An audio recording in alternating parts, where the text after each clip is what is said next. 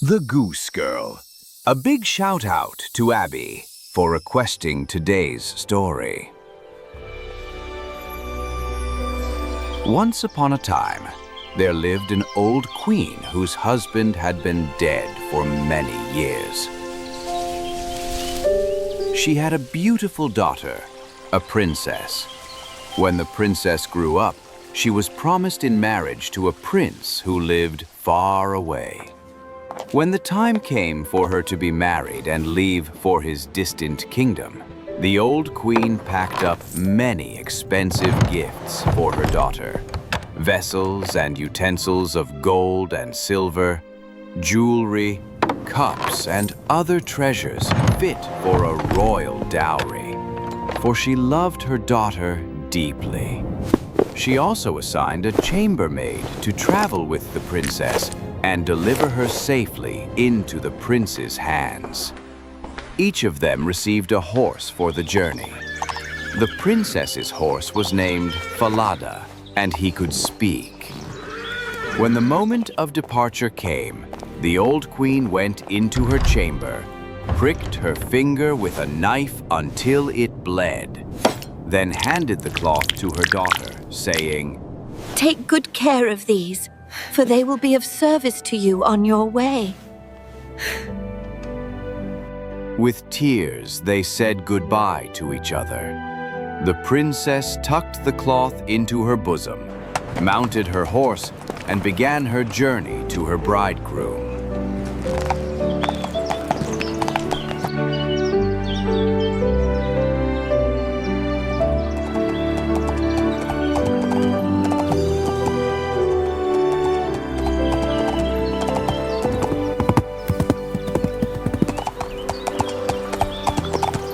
After riding for a while, she became terribly thirsty.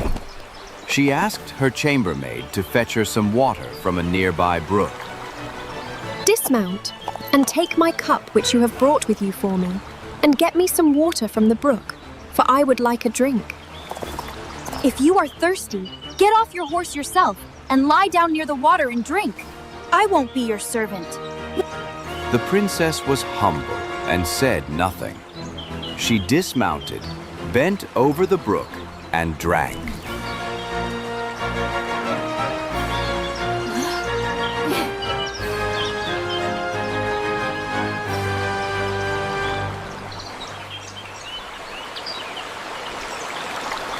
Oh, Lord. If this your mother knew, her heart would break in two.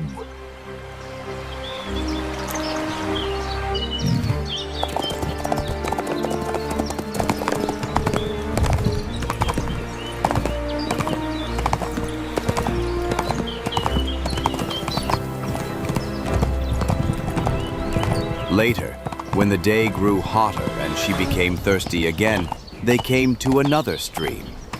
Once more, she asked her chambermaid to bring her some water. "Dismount and take my cup which you have brought with you for me, and get me some water from the stream, for I would like a drink." If you want a drink, get it yourself. I won't be your servant. The princess got down to drink, leaning over the stream. And as she did, the cloth with the 3 drops of blood slipped from her bosom and floated away without her noticing. The chambermaid saw what happened and rejoiced, for now the princess had lost her mother's protection and had become powerless.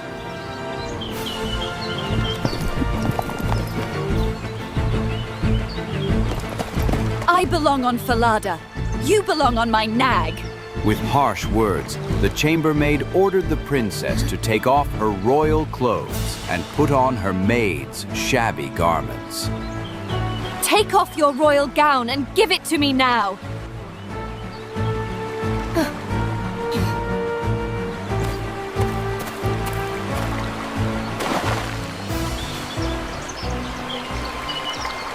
Swear before heaven you will tell no one at the royal court, or you die. I swear, I will tell no one. Falada saw everything and remembered it well. Then the false bride, the chambermaid, mounted Falada, while the true princess had to ride the maid's poor horse. They continued their journey until they finally reached the royal palace. There was great celebration upon their arrival. The prince hurried to meet them, lifted the false bride from her horse, and took her upstairs, thinking she was his promised bride. The true princess was left standing below in the courtyard. The old king looked out of his window, saw the girl waiting there, and noticed how fine and beautiful she was. Curious, he went to the bride's chamber and asked who the girl was. Forgive my curiosity, princess, but who is the fair maiden that you rode in with? I picked her up on my way for a companion. Give the girl some work to do, so she won't stand idly by. I have a little boy who tends the geese. She can help him. The false bride feared that Falada might reveal her secret, so she demanded that the talking horse be killed.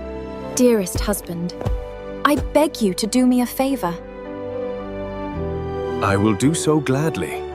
Then sent for the knacker, and have the head of the horse which I rode here cut off, for it angered me on the way. Most certainly. And so it happened that Falada had to die. The true princess heard about this and secretly promised the knacker a piece of gold if he would do her a small favor. There was a large, dark gateway in town, through which she had to pass every morning and evening while driving the geese. She asked the knacker's helper to nail Falada's head beneath the gateway so she could see him each day. The man agreed, cut off Falada's head, and nailed it firmly beneath the archway. The next morning, when she and Conrad, the goose boy, drove the flock beneath the gate, she said sadly, Alas, Falada, hanging there. Alas, young queen, passing by, if this your mother knew, her heart would break in two. Then they went out to the meadow with their geese. When they sat down, the princess unbound her golden hair. Conrad was amazed by how it shone and wanted to pluck a few strands. Blow, wind, blow. Take Conrad's hat and make him chase it until I have braided my hair and tied it up again. Suddenly, a strong wind blew, snatching his hat away so that he had to chase it. When he came back, she had already finished braiding her hair, and he couldn't get a single strand. Angry, he refused to speak to her for the rest of the day. That evening, they returned home. The next morning, they again passed beneath the dark gateway. Alas, Falada, hanging there. Alas, young queen, passing by, if this your mother knew, her heart would break in two.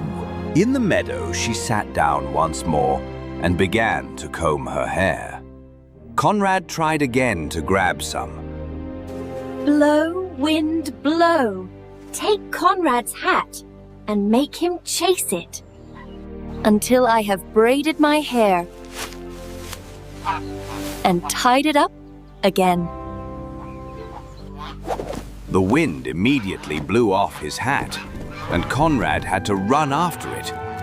By the time he returned, she had finished.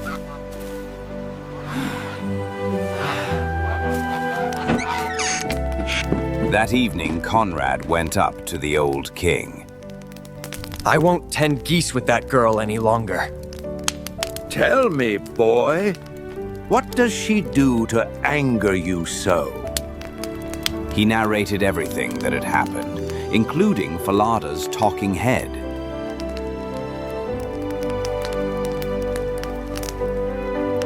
See? That is why I cannot bear her. The old king told him to take out the flock again the next day. Early the next morning, the king hid behind the gateway and saw the girl speak to Falada's head. Then he followed her out to the field and hid in a thicket, watching her as she sat down and combed her shining hair. When she said the rhyme, the wind blew Conrad's hat away just as before. The king saw and heard everything, then quietly returned home. That evening, when the girl came back, he called her aside and gently questioned her. Why do you do these things? I am not allowed to tell you, nor reveal my sorrows to any human being, for I have sworn under the open heaven. He pressed her again and again, but she remained silent. Come with me. If you will not tell me anything, then tell your sorrows to the iron stove there. Here I sit, abandoned by the whole world, although I am the daughter of a king. A chambermaid forced me to take off my royal clothes, and she has taken my place with my bridegroom. Now I have to do common work as a goose girl. If my mother knew this, her heart would break in two. The old king was listening outside the stovepipe and heard every word. You may come out now. Then he had her dressed in royal clothes, and she looked breathtakingly beautiful.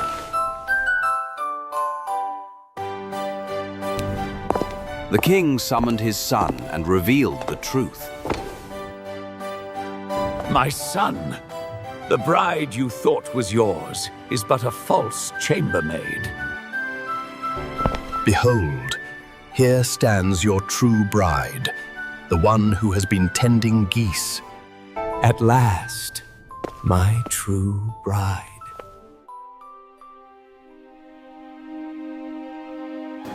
A grand feast was held, and all the court and their friends were invited.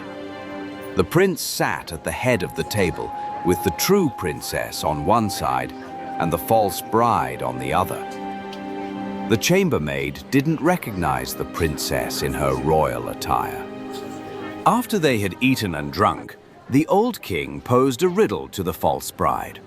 He described the whole story as if it were about someone else.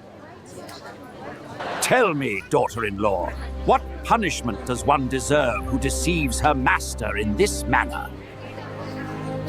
Arrogantly, the chambermaid answered, She deserves no better fate than to be stripped naked, Placed in a barrel studded with sharp nails, and dragged by 2 white horses until she is dead. You are the one, and you have pronounced your own sentence. So shall it be done to you. No, please, I beg you! After her punishment was carried out, the young king married his true bride, and together they ruled their kingdom in peace and happiness.